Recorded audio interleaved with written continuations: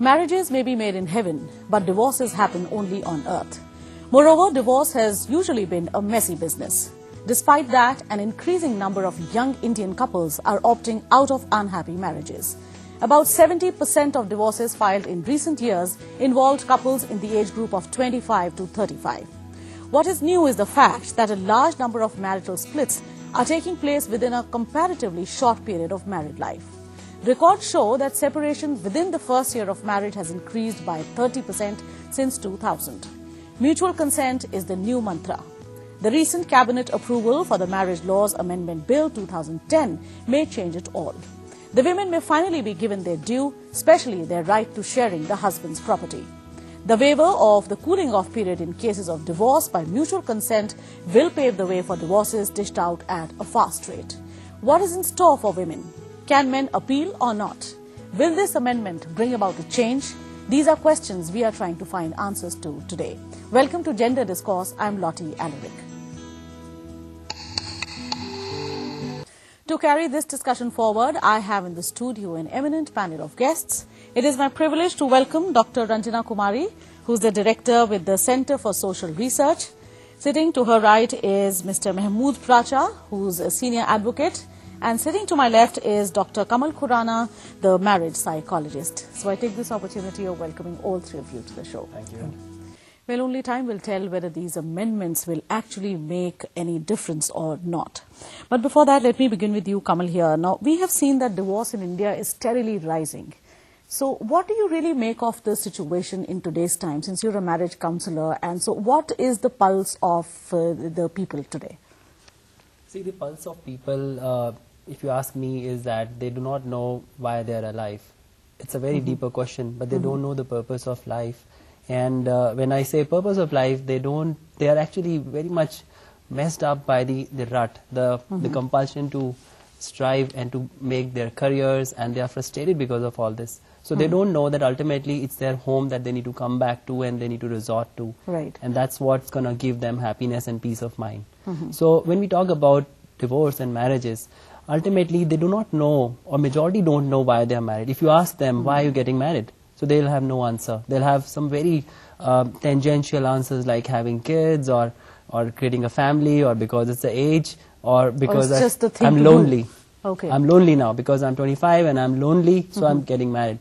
So it's more like a task or a transaction that they need to do, but it's a process actually. So in the middle of all of this crisis or confusion of how to live or why to live and why to pass every moment, is actually creating all this mess. I think Kamal will have a lot to say on this. Like she said, because we do not have so many cases reported or people really, applying for divorces, mainly because also still there is a huge degree of stigma attached. So do you think that there still may be more people in unhappy marriages than what we would like to see and believe? I agree to this, what Ranjana and what Mahmood said, that definitely if we look at only metros and cities and smaller cities also, or towns, you find women getting education and getting aware. So definitely what both of them said is true. At the same time, what I believe now is that we are losing our culture, we are losing our values, we are losing, or we have lost the logic of a marriage. If you go back 5,000 years ago, you'll find that concept of marriage or identity of a woman, so she was considered as a goddess, so she was having equal right, rather both the genders had the due respect, and rare were the cases where there was so much of dispute. So slowly, gradually, when we lost all that culture and we lost the respect for the woman who was cooking for us, and she was called Annapurna, and we lost all of that. So she had that dignity, and every member of the family knew that yes, she's ahead. So definitely that imbalance, and also imbalance in the personal Kamal, life. I have to interrupt you just for a moment, as it's time for us to slip into this very short break. But when we come back, we'll definitely ask Kamal as to what are the changes that have taken place today and why are those changes so severe. Well, friends, you too can be a part of this discussion. All you'll have to do is reach us at 1800115314 and 23035420. Remember, today we are talking about the changes in divorce laws. Now, Kamal, coming to you again, I think the question is still the same, that because not many women or men are actually coming out into the open and really seeking divorces, so which means that there are more unhappy marriages than what we are seeing. Definitely, as per the international researches, more than 75% marriages are dragged marriages. So in technical terms, we call them not working marriages. Although it's pretty difficult to measure that in Indian setup because people are not so willing to come up. Although some private agencies did their research and we cannot quote that. So idea here is that again, definitely the stigma of divorce is something that stops.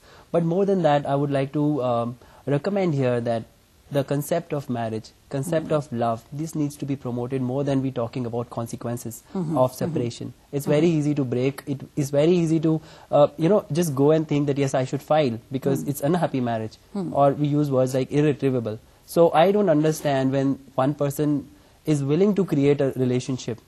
Of course, both of them need to be knowing and the skill to understand each other, to connect to each other, to convey to each other, and the future implication of their lives of divorce. Not only that, future implication of their personality, their ideologies, their mental makeups. So if they think that they can come out, and this is the basis of the commitment, and in any religion we talked about the long-term marriage, they never spoke about any short-term. In fact, the majority of religions never had any languages also never had any translation of divorce. It just came up. Earlier it was never there. So I don't want to name those religions, but if you go and you see there's no translation of divorce in a lot of languages. All right. Well, you just said, about irretrievable differences. So now, Kamal, I'd like to come to you here with what Mr. K.R. Trivedi from Mysore had to say. He had this very sad story where his daughter is, now the man has filed for a divorce and all that. So would you like to say anything to him, because he says कि 18 महीने हो गए हैं, 19 महीने हो गए हैं, and there's still no retrieve over there. So what is, as a counselor, what would you like to say, tell him? See, as a counselor, I like to tell him that, of course, the situation is there. He needs to definitely find out the laws, how he can get the case transferred, because he has to travel and all his life is going into that at that age. Besides that, I would like him to also take some steps towards, doing some kind of a compromise with the situation in case the law doesn't permit him, because it is person specific. I don't want to here say that be given to the situation, but definitely the larger cost of the pressure that is there on that girl, the emotional trauma that she must be getting through. So she needs to look at the way which is right for her, and at the same time, if you don't feel that kind of a pressure, you need to find out more on the laws, and definitely the case can get transferred. Correct. He should also file for compensation. That all this money is spent, staying in the hotel and all the expenses that he has incurred, he should take it from the man who's been, trying to harass the girl. That's right. So I think in the settlement of the case, or in the eventuality of divorce, there should be also a compensation case filed to say that this much expenditure incurred unnecessarily because of the man trying to harass. I think, in all the cases, cost is involved, legal cost is involved. But what I want to also point out to Ranjana ji is that let us not confine ourselves to 50%.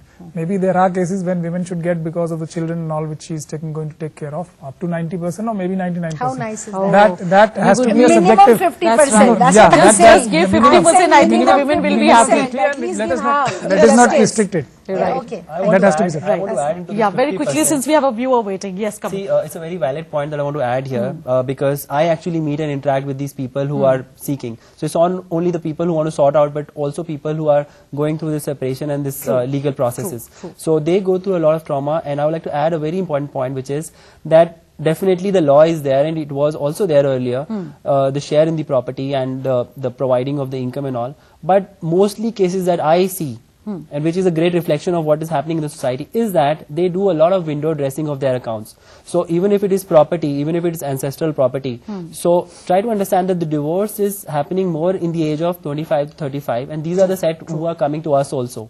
So mostly the property is ancestral property, to which they get themselves debarred. So the father-in-law debars the son, the husband. And in that situation, she is left with nothing. Also, his income, they show a lot of losses and all. So they have ways out. That's right. So what needs to be done is, maybe if that can be done, is share in the ancestral property or the property that can come, or some check on this some way.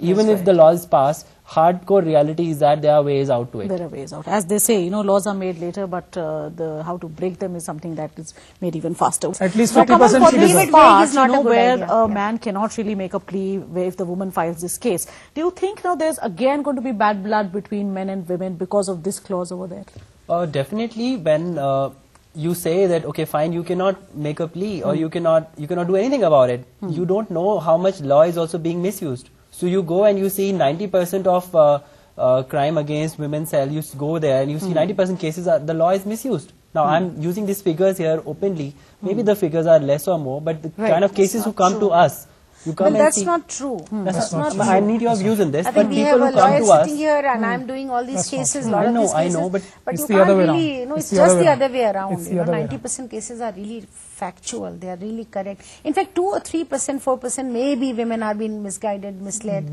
or whatever the lawyer has suggested something to do, that go for 498A and things like that. Right. Then only there are problems. But then cases get sorted out. You know, when there is investigation, then certainly they get sorted out, and you can't stand the scrutiny of the court, and you know, then cases get rejected. So I don't think you can say that 90% women are telling I lies. would want to go a step further, ma'am. 90% of the cases don't come to public knowledge. Yes, that is what the fact is. And also, one of the biggest thing the government should concentrate now on is providing good legal help to women. That's the most important thing. Making laws is one aspect. That's not sufficient, because good lawyers are always on the side of husband, and most of the women lose cases because they don't have proper legal help. Right. So now government should at least have some formula with which the women can be provided with legal help, proper good legal help. Rest, I think, laws even as they exist today, they are sufficient, but with good legal help.